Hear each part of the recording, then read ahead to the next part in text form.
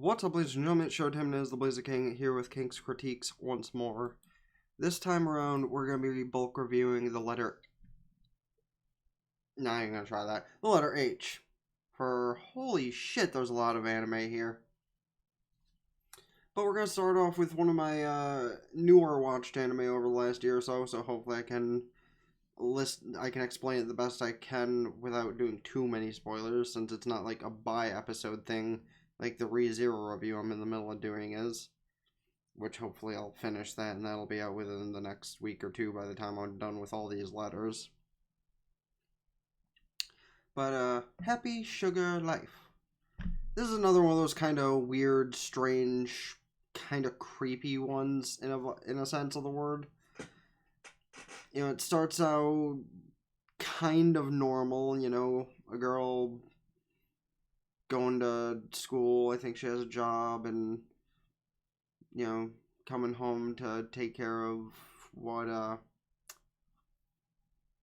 originally seems to be her little sister, but the relationship gets a lot more complex than that, as well as her mental state. Do you remember that thing I said about School Live, how soon the veil breaks and her whole mentality shatters?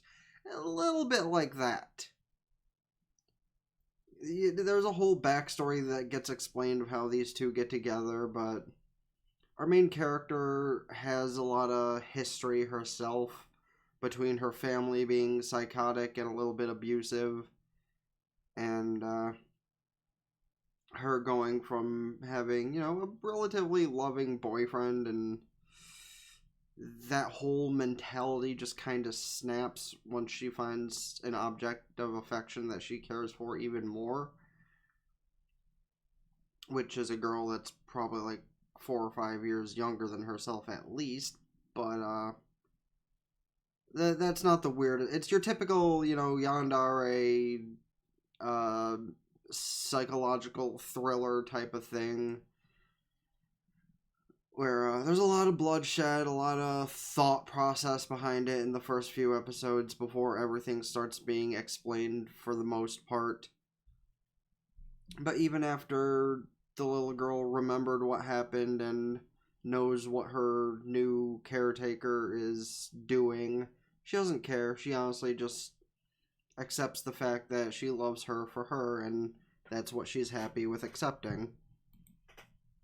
Which is all sweet and fine and all up until the part where, well, the last couple episodes, which is actually how the show opens, with the two girls on a rooftop in the midst of a burning building. So you can actually imagine where that all goes. And that's not really a spoiler because the show opens with that. So everything else is just basically context on how they got there. But still, despite being one of those shows where it's basically like a female yandere version of Boku no Pico with less sex. I haven't nor will ever watch Boku no Pico, and if anybody ever tells you to do so, punch them in the throat. But I'm referring more to the relationship of older woman, younger woman, that type of deal. Not like too much younger, because that'd be even creepier, but like I said, I think it's at most like 5 or 6 years, something like that. And correct me if I'm wrong, but regardless, if you're into the yandere psychological thriller kind of thing, it's totally a good show and worth checking out. I don't remember a ton about it, but I do remember I did really enjoy it. I think I, like, vaguely binged the entire thing the first time I watched it. It's one of those shows that I just really enjoyed. I think it was out by the time I started, but anyway. Up next is going to be something else that is only in this letter because of its Japanese name. There's actually a few of these here. Devil is a Part-Timer. Another one of the anime that got cut kind of short because it continued on in the manga, but not in the anime for this or that reason. Maybe it just didn't get enough traction originally. Who knows, maybe they'll reboot it in the future. They've been doing that with a lot of anime. Which, on that topic, when Shaman King premieres on Netflix, I'm going to be watching it and doing a review of it. So. But as for Devil as a Part-Timer, and for what it currently was, you know, it was like 20 some odd episodes, of exactly what it sounds like. The devil came to the human world and got a job. Soon in time, he got joined by his arch nemesis from his previous life, from the other realm. A new friend he made who is like borderline in love with him or something, some huge boob teenage lolly type. And that's pretty sure what a character or two had referred to her as before. Someone who's kind of a friend and kind of an enemy, and Lucifer, and the antagonist that comes like near the end, like the actual antagonist, not the good girl of the series, who ends up actually helping the devil more than hurting him like she was trying. Then again, she had to pick up a few odd jobs here and there as well. But they all work together just fine. It was 26 episodes, mostly of like various this and that happened throughout the series, only with the character development between everybody starting to come up along the way. And obviously the hero and booby girl slowly started to fall for the devil, even though one didn't want to and the other was kind of jealous that she was. And it's 26 episode of comedic gold, honestly. A couple of decent fight scenes as well when the devil actually gets pissed off and uses his powers, and it works out quite well. I know that's a little bit quicker than the other one, but honestly, there's not a lot I can remember about this show. I do remember it was comedic gold back when I watched it, but again, it continued on further in the manga than it did in the anime, so if you want to watch the anime just to see how it is and then continue in the manga, have it be like Dead Man Wonderland or something, go for it, because it's worth the watch / read either way. I don't know if I should even bother doing this since it's only one season worth, but anyway. We're gonna bring up Cells at Work Season 1. I know there's a second season out right now and a side season or whatever, but right now I'm just gonna be reviewing the first season as best as I can. It's another science lesson, kind of like Dr. Stone is. Still haven't watched Dr. Stone though, so I can't really say much for that. It's just going off memes and stuff. But it's following the story of mainly one red blood cell who has no earthly idea where she's going 90% of the time. And throughout the season, she encounters random bullshit, diseases, even enemies, which are basically just viruses in really cool animated form. And she has a particular white blood cell who ends up helping her more often than not. Obviously, there's the whole usual anime thing of them having some sort of weird interest in each other, but that's neither here nor there. Also, for some reason, there are other like antibodies or something that are all really hot women, and that's just more anime logic, I guess. But I ain't complaining. Eye candy is always good for the show, or for a show, I suppose. But as far as season 1 goes, they don't really get into anything hugely serious until like the last few episodes of the season. Because, you gotta have a good time with a show like this for a majority of it until you decide to get to the more serious stuff. I can't wait to watch the other season-ish that's out right now, because it actually seems really good. But when I do, I'll let you guys know, because duh, I'm a review person. Everything I watch is going to be reviewed, unless it's like straight up hentai or something, not counting Redo Healer, because that's only partially. Didn't show no D or V, therefore it is not officially a hentai. People are just whiny little bitches. Anyway. Speaking of bitches. Sorry. Jesus, I need to... Something got caught in my throat there.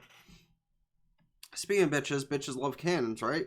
So we're going to take on Hellsing here. And, well, Honestly, what is there to say about Hellsing? Everyone knows about Hellsing. Hellsing is... Wow, I actually can't remember the specifics. It's about the demon... Demon? The vampire Alucard, who is basically falling under some sort of... Under some sort of top secret government cell or private cell or something. It's been a while since I watched that, or the abridged series, or Ultimate, which I'll just... honestly, I think I'll skip over Ultimate in the actual review portion, and because it's basically just like the difference between Full Metal Alchemist and Brotherhood, where the story is just a little bit different than what it originally was. In both cases, though, Alucard follows Integra, who tells him what to do, who to kill, who to beat up, etc., etc., etc. Eventually, they get another teammate who Alucard has to turn because she's dying in Saris Victoria, who everyone just affectionately refers to as Big Titty Vampire Girl, and the bitch that loves cannons and all that kind of fun abridged stuff.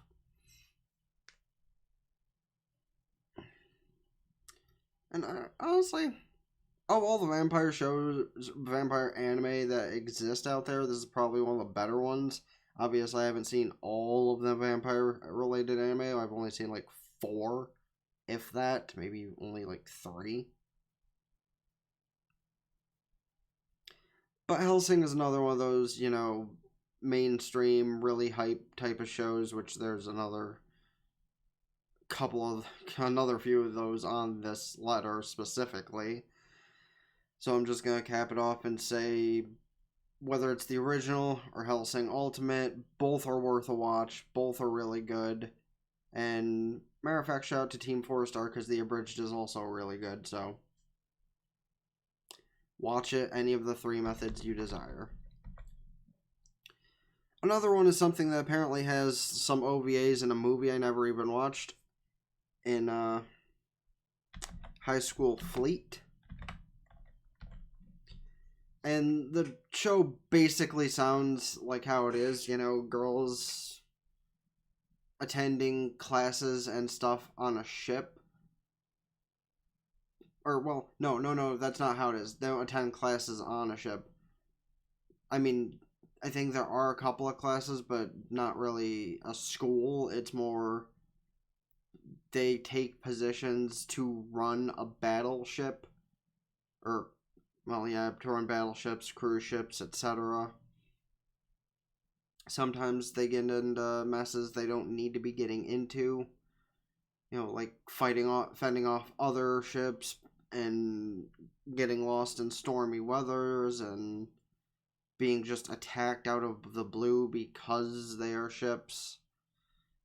And I remember there were a couple of really touching scenes. Another one of those shows where there's a couple of kind of undertone moments. You know the ones I'm talking about because I mentioned it several times throughout the past. Don't judge me. 7 letters? Yeah, 7. Ow. Fuck. Ow. 7 letters, yes. But yeah. As far as the show goes, it was funny. It was cute. A couple of decent, not really fight scenes, but I guess battle scenes, because it was between warships. And a few really intense moments. A couple of times where you thought one of the characters was going to die. I don't recall if anybody actually did die, but all in all, great show. One of those shows that came around, like, what do I call the era of, like, 2008 through 2011? Because that's not really mid-2000s, it's not really late 2000s. Guess I could say mid, whatever. Came out around that area of anime, and it was pretty good. So if you like the short, cute, kind of intense anime like that, that's another one of those that I would definitely recommend to check out because, I mean, it's short, it's sweet, aside having an OVA and a movie to it. So check it out, watch it, enjoy it. And I'll move on to a Netflix exclusive show.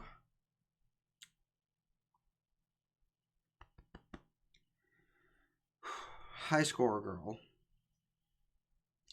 High Score Girl sounds exactly like what it sounds like. It has a really weird animation style, but it's by Square Enix, so that by itself should show that the plot is actually decent. It revolves around, what was it, like the 80s, some time period like that, where gaming systems and arcade machines were in the biggest hype ever. And it involves a kid who was the best at his local arcade and fighting games. Beat all of his friends, beat all random opponents, got punched a couple of times because he was better than other people. And then just randomly one day he got beat by somebody who he didn't even see the face of. Didn't even get the chance to see the face of until they left. Later on, he heard that it was a girl who was playing on that machine that day when he lost. And it became his mission to find her. And that unrolls the rest of the story to him, meeting her, befriending her, playing games with her. Also, I'm just going to drop the note in here. I guess she was mute or something, because she never said a word the entire show, which I found kind of odd, but it also kind of pushed a couple of key points in the show, oddly enough. And while all that was going on, she had her own bullshit going on at home, the typical rich girl thing where her mother and instructor, etc., etc., didn't really want her to go out and have fun because she's rich and has to be snotty and, be put through the ringer and learn a bunch of stuff that she only cares half of which about. So that is the entire first arc of the anime, and eventually she needs to, leave and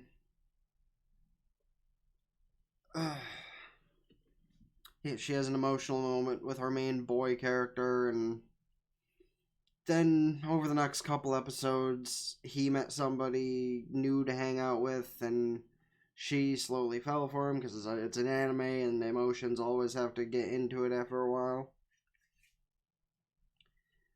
So it pretty much goes through the entire second half of the show of him fighting his feelings for video games versus his feelings for the girl and the other girl's feelings for him and blah blah blah blah blah. The second half of the show isn't bad, honestly. It's just it falls into the same typical anime shtick. But as a whole, it was a pretty good show. One of those that I expected to be shorter, but it's like 20-ish episodes. It's on Netflix right now, I'm pretty sure. Or at least it was when I watched it. And if you don't mind the animation style and are watching it more for the plot, it is definitely good. Because the animation style is just really weird, but it's good. Like, the show itself is good. The animation style it gets some time to get used to, honestly. But yes. I definitely recommend checking at least a few episodes out, seeing if you like it or not. And quickly, we're going to move into the next thing, being another hype. Everyone knows the anime, High School of the Dead. Let's see. You got your zombies, you got your boobs, you got your harem, you got more boobs, and if I try to think of more things that this show involves, I'm just going to keep saying boobs and zombies because that's a majority of it. I mean, shit. The show uses literal physics, like anime physics, to show you the way a bullet can be shot out of a gun and pass through wobbling titties to go through a zombie. Now, if you ain't telling me they're trying too hard for fan service, you're wrong. there are several points throughout the show itself where they're trying too hard for the fan service, despite the whole zombie apocalypse happening around them. Another one of those shows that still deserves a second season, for the record.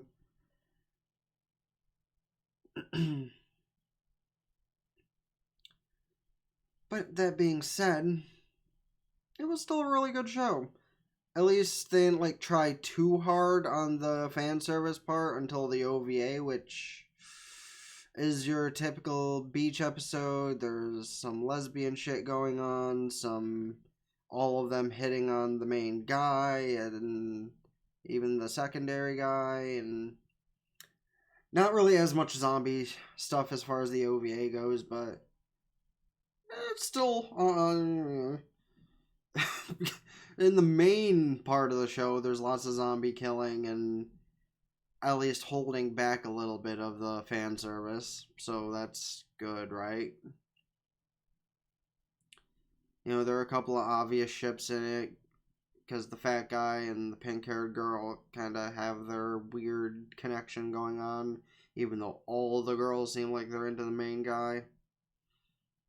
But honestly, what kind of anime trope would we have without a harem? Which, again, a bunch of these anime that are in this list seem to have. But that's only like 12 episodes in the OVA, and hopefully it does get a second season some point in the future, even if they need to redo the show again, which honestly I wouldn't mind because, I mean, ReZero was out for how many years before it got a sequel? You know, a season 2? I mean, season 2 for ReZero only started like last year or the year before, and season 1 came out like 2014, 2015. I'm probably way off on the actual date, but it wasn't that long ago, and it was only a few years after High School of the Dead, I'm pretty sure. But as for High School of the Dead, totally watch it, because if you like boobs, if you like blood, if you like guns, zombies, few comedic moments, you'll love this show. And the OVA is for the total pervs. Sip of the soda.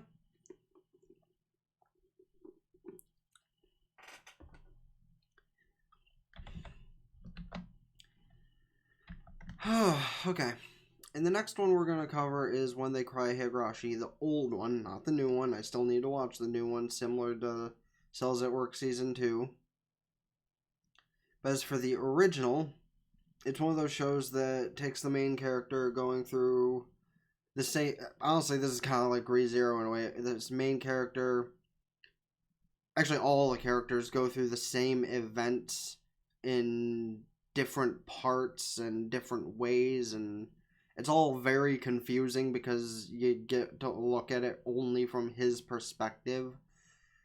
However, after a not too shabby fight scene at the end of the first season, we get a second season that I'm pretty sure the second season is what explained all of the background stuff of the side characters that happened throughout all of those different parts and portions of the show.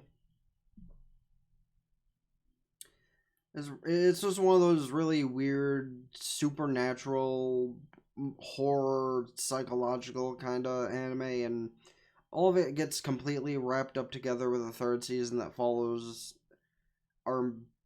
one of the two lolly characters who has a lot of her own shit going on, and she honestly plays a lot bigger role in it than anybody thought originally. So she helps out our main guy character to stop all of the resets and the different timelines and all that stuff. At least this is what I can remember. And honestly, a bunch of the more sadistic scenes you will see, like clips from or memes from and stuff, like the scene where the girl gets her nails pulled out one by one. That's this show. This scene where the girl just fucking does the what is love head bob into a butcher's knife. That's one. There are just so many good scenes from this show that I can pull off the top of my head and mention. You know, the dude clawing his own throat out because a virus or something got in him, and just many more. Us, I really do need to I need to watch the new one. I can't wait to start watching the new one. But with anything else I can say about this off the top of my head? Not really. Only that it's probably like 30 or so episodes between all of the 3 seasons of the old one. But it probably captures the magic better than watching the like 10 episodes that are currently out of the new one so far. I could be wrong. Again, haven't watched the new one, still need to. But hey, it's worth a watch if you enjoy horror anime. You know, kind of like I mentioned about, Happy Sugar Life or High School of the Dead. And next up, we're going to go for Crimson Wolf, a movie I actually really enjoyed when I was younger. Now, it could be for this or that reason that I enjoyed it. I can't remember a lot about it off the top of my head, even though I saw it probably like 10 times renting it from Blockbuster. Yes, it was one of those, to where the ancient relic Blockbuster gets involved. But, some pretty good fight scenes. One of the first times I, actually saw some form of nudity in anime outside of Tenchi Muyo. I really can't remember a lot. I can remember how many times I watched it, but nothing specific about it. But that's probably because I can't find a link to it anywhere. I've been wanting to rewatch it, but I can't find a link to it anywhere. Maybe now that I know its Japanese name, though, which is Hanran, I can find it again. Fingers crossed. But since I can't remember any more specifics about it, I'm not going to bother to keep you here anymore with this specific title other than watch or drop it. I say watch it. At least if you can find it, watch it. And check it out. It's a good movie. Only like 86 minutes or something, so if you can find it, it's worth the watch. Which, speaking of anime movies, we're gonna head on over to a fan Ghibli favorite in Howl's Moving Castle. Now, I'll say I haven't watched all of the Ghibli films yet. If I can ever find them all, I will. If I can ever purchase a VPN, I know some region on Netflix has it. But as for the entirety of the movie and what I thought of it, I don't remember it that well. I remember it was kind of strange but intoxicating at the same time.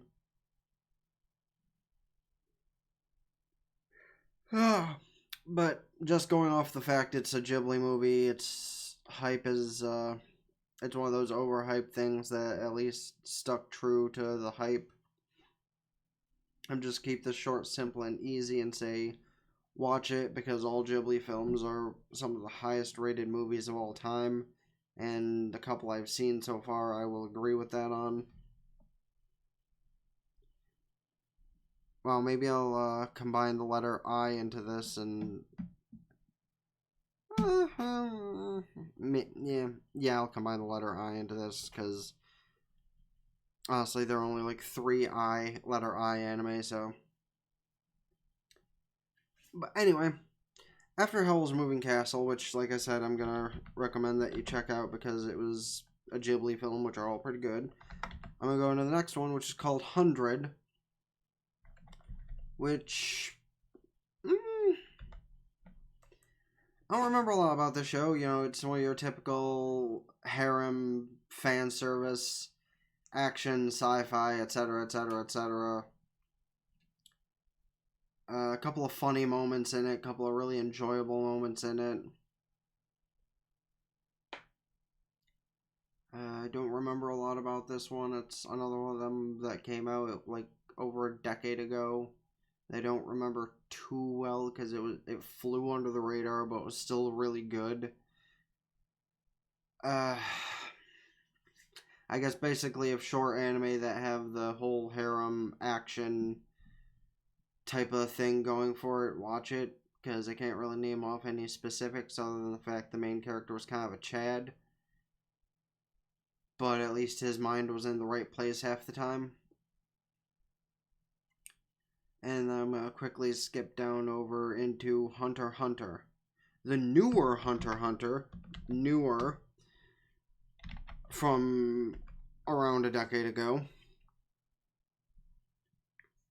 Actually, exactly a decade ago, because it came out in 2011. And a lot of people say that this show started to drop off around the Chimera Ant arc, even though that's really when it started to pick up.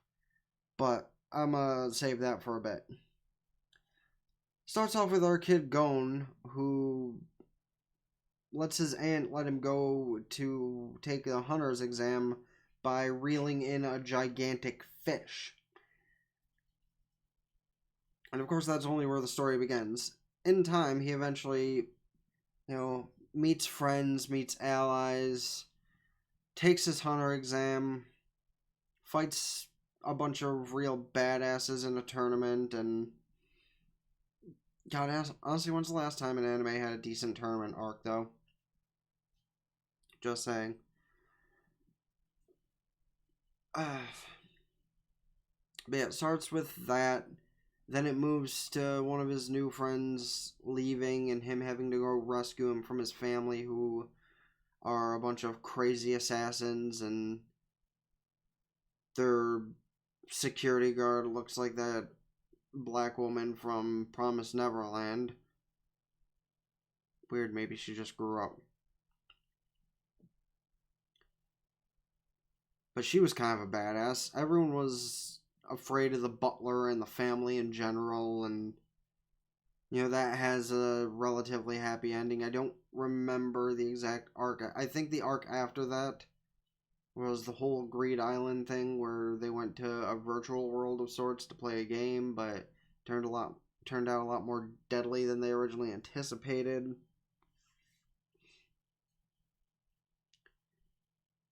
Then there's the arc with their other friends and the shadow spiders or whatever, and there's a couple of filler episodes that involve a little bit of fan service involving one of the spider members, who is probably the biggest waifu of the show, not gonna lie. Bunch of people dying, friends, foes, etc. Tons of really cool fight scenes throughout the entire show. And that's even just aside the Chimera Ant arc, which we move into afterward, which that is really where the show gets even more hype, Because it starts out very simple, a bunch of monstrous creatures attacking people and turning them and stuff. But shortly after, it starts to get a lot more intense when we have 4 hyper villains rise up, and probably one of the most intimidating main character transformations in any anime ever, when our main character beats the shit out of a human cat.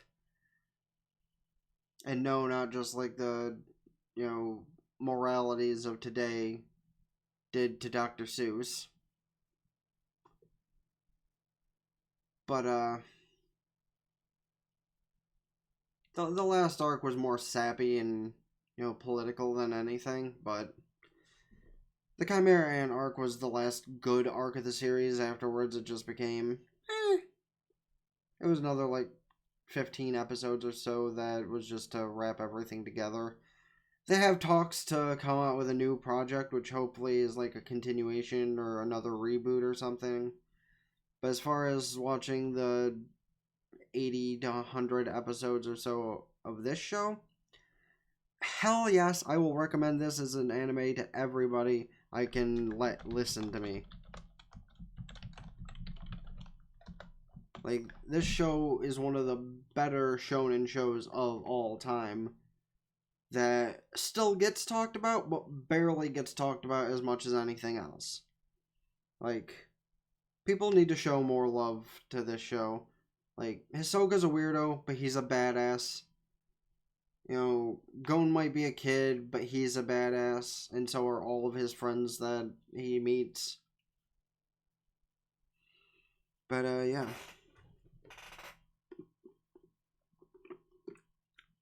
Certainly go and watch Hunter x Hunter. I don't care if they're gonna come out with a new one. There is an older one, but the art's not as good, and the story doesn't continue as far. So, but as I said, I'm gonna combine the I into this.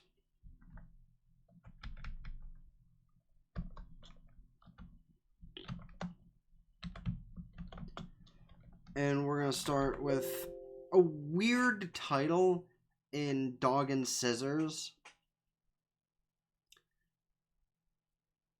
Honestly, I don't know where to start with this.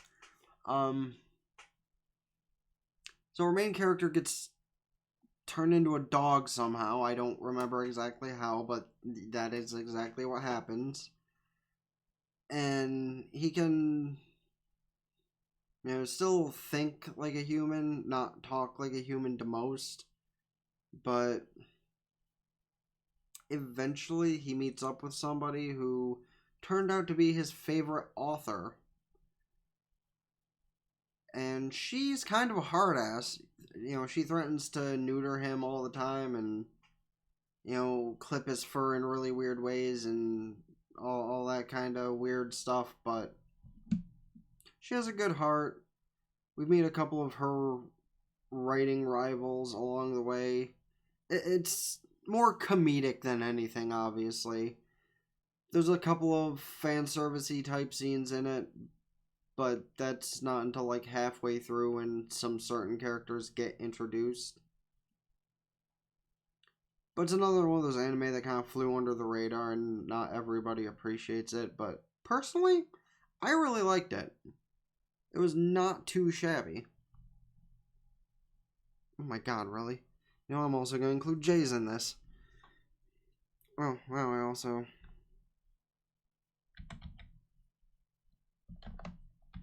I didn't write down my timestamp for this one. I'm gonna hope that's right. If not, people can scroll back. But as for watch it, don't watch it with Dog and Scissors, I'm gonna say watch it.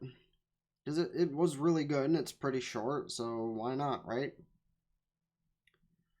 Next up is gonna be another relatively mainstream show. Inyuasha, which I didn't watch the final act, so I can't really say my opinion on that, and I haven't started Yashahime. Pretty sure that's the name of it.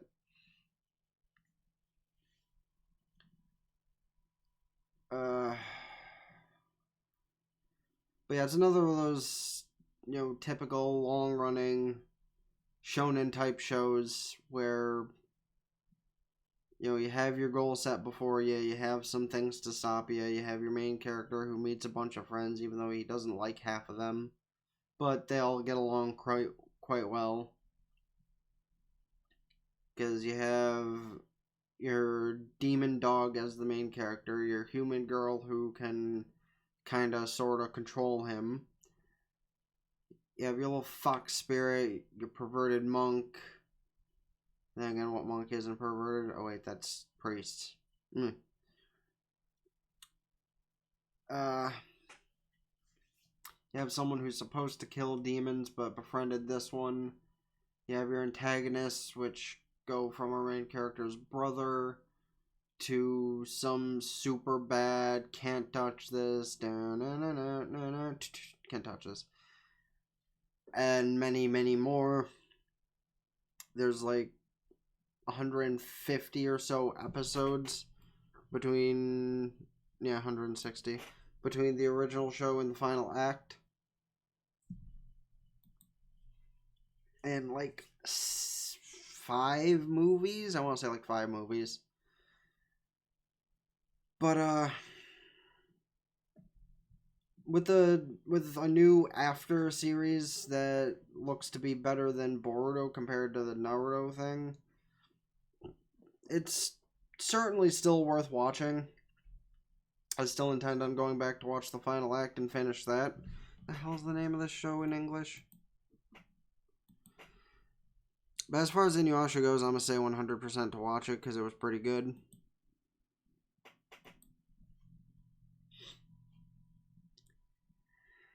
And here we're going to get into...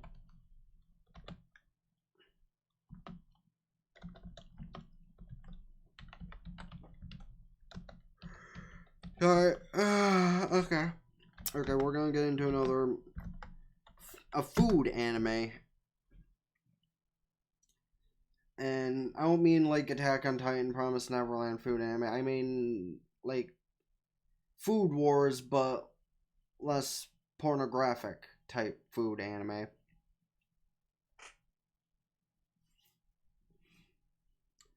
Isekai Shokudou, which is also a restaurant from another world, which follows along with our main character, who is a like demon girl or something. I think it was something like that.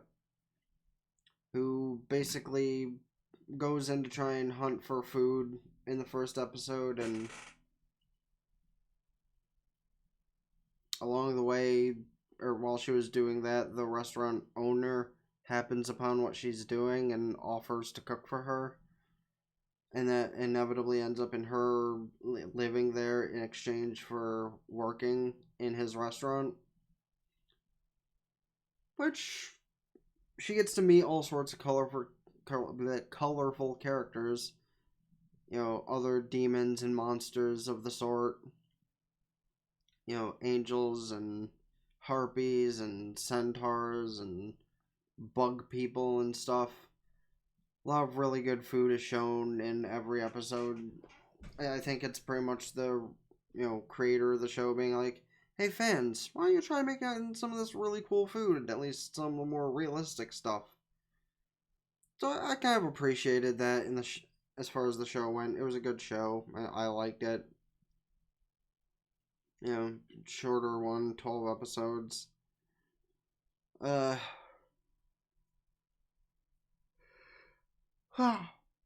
Sorry. I'm gonna reflect back over on the H's here in a minute.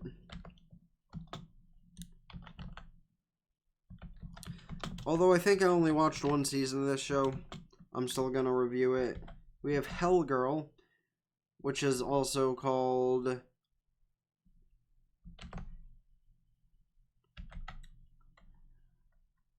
Jingoku Shoujo. I don't remember the exact premise of this show. It was, at least the first season, is a by the episode thing where people make wishes. I think it's mainly a revenge thing on people who have wronged them.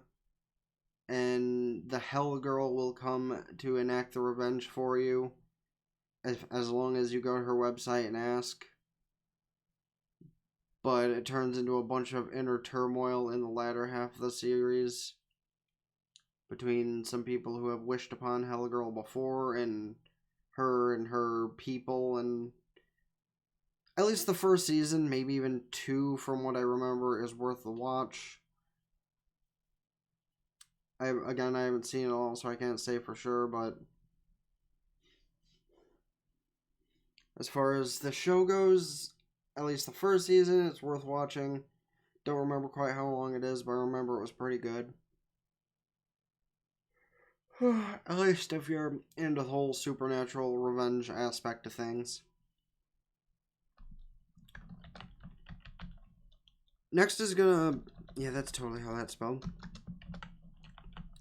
Next is actually an anime I have a poster of up there on my wall, which obviously you can't see my closet, but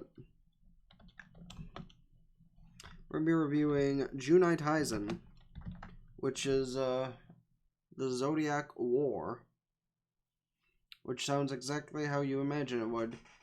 A bunch of people who are representing specific zodiac signs gather together to, go to war with one another.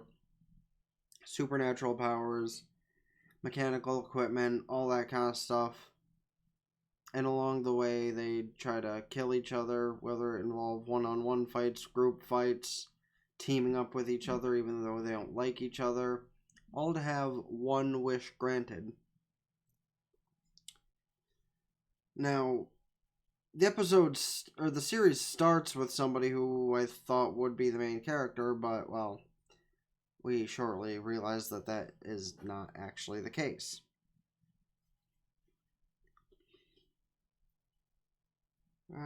Sorry. But after a bunch of exposition, we see how all of them meet and the kind of plotting and planning that go on between all of them in order to figure out how they're going to kill one another in order to achieve that dream. Some of the characters are really likable, and I kind of didn't like seeing them die, but it's one of those shows where you're not going to like seeing some of the people who die when they do. And the people that had to kill them don't always appreciate having to kill them. But it's another one of those shorter shows that I will definitely recommend checking out because it was, pretty damn good. It came in that little time period where pretty much everything they were coming out with was good. Like, I don't remember how long ago that show came out. It actually wasn't that long ago. But it was like near the heel end of that era where everything slapped. Like right before a bunch of weirder anime came out, or maybe it was during that when the weird anime started, when like that show about Moses and Jesus or something. I don't know. I just completely looked over that show. It looked funny, if not weird at the most, but that's something for another day since I never bothered to watch it. Alright, I think there's enough in the letter K's to where I don't need to fit those in here, so I'm just gonna end off here at 47 minutes and repeat the usual. If you have something that you would like me to watch that I have not already reviewed and may not review in the future, comment it down below.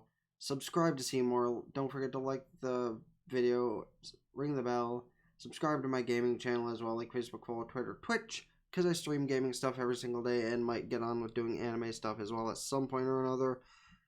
And until next time, has been the Blazer King with King's Critiques signing out. Ta-ta for now. Peace.